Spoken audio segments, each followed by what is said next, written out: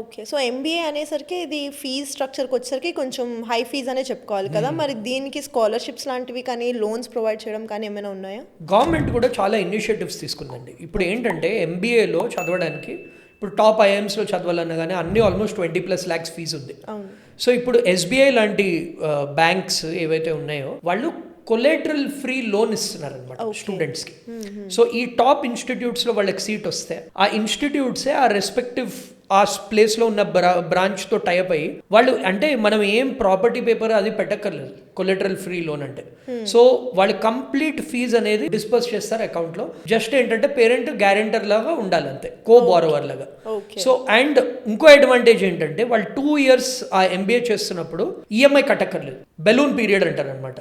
వాళ్ళకి జాబ్ వచ్చాక వాళ్ళు ఆ లోన్ ని రీపే చేయడం స్టార్ట్ చేయాలి. అండ్ ఈ ప్రైస్ కూడా ఈ లోన్ ఇంట్రెస్ట్ రేట్ కూడా చాలా తక్కువ, almost on par with house loan కన్నా కొంచెం ఎక్కువ ఉంటుంది అంతే.